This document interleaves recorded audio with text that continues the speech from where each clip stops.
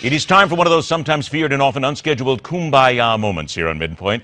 Let us all gather at the sacred monitor, screen, phone, table, whatever your device, and admit for all to hear, yes, I am at times something of a risky driver, and I am in denial. Say it with me, America.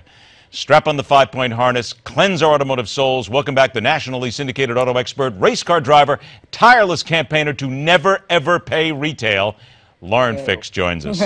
Right? Okay, I got it right on the retail. I love it. Never pay retail. Exactly. I got to start out here because this is a AAA study on safety culture. It shows that while we don't want to admit it, we still run red lights, we still text while we drive, we still drive drowsy, we still speed 10 miles an hour plus in residential streets. Look, we try to do the right thing, but we're in denial, aren't we? We are all basically risky drivers.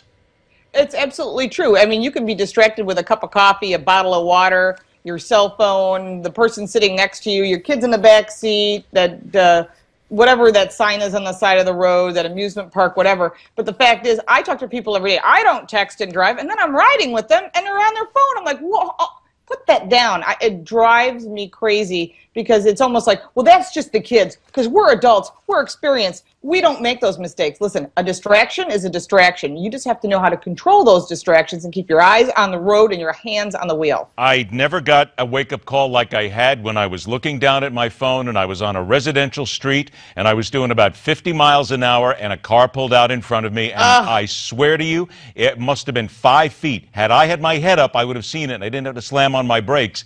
I didn't, and I got lucky. That's exactly what we're talking about here, isn't it? When a car's going that fast, it does not take 10 feet to stop. No, it does not. If you're going 60 miles an hour, it's going to take like a football field to stop it. And besides residential streets, you know, we always remember on Halloween to slow down because we know there's little kids out. But every single day, there's school buses dropping off children. And I live on a cul-de-sac, and I can't tell you that people go rip-roaring down there like it's a drag strip. But there are still children, people backing out of driveways, people walk across the street to get their mail. And every day I see someone with their head down, and I'm sorry to say it's not just young kids. It's everyone. Don't be in denial, Everyone's got their people. phone in their hand. Yeah, they're just ridiculous. Don't be in denial, really. It'll save your life and save somebody else's life. It taught me my lesson. Exactly. Honest to God, forever here. All right, see, I told you I learned. Couple of minutes here left. Self-driving cars are going to be in 30 U.S. cities by the end of next year. I am scared to death now to be in any one of these cities with a self-driving car. Well, it's going to be in contained areas like airports, amusement parks, theme parks, areas where they can control. It's not going to be on the main roads with you.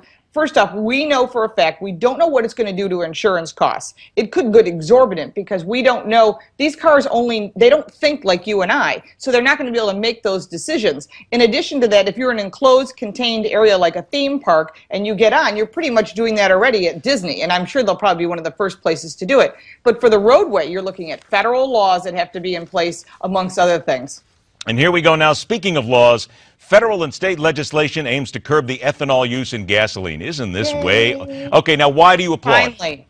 Oh, I hate ethanol. Ethanol destroys your car. Now, I'm going to have all the haters go ahead and text and email me and tweet me because I know you will. But the fact is, the only people that like ethanol are the corn growers because they can clear their fields and grow corn and sell it at a premium price. But it impacts us not just at the grocery store because then they're not growing wheat. They're not growing other things. They're growing corn for the money. The ethanol goes into gasoline, which makes the gasoline, believe it or not, corrosive, more corrosive than you can imagine. So it not just destroys your gas tank, your engine, your emission system, it also means you are going to pay the expense. There is no gain to it. There is 30% less energy per gallon, and that's why your fuel economy numbers, pardon the expression, suck. It is called the Renewable Fuel Standard. You expect this time that when it gets into legislation that this will pass? Or is this probably still going to take a tremendous amount of time with the corn growers fighting? I think it's going to take time. The corn growers, I understand their position. They want to make money, and I get that. But when it comes to the vehicles, including the ones that they drive, if you've got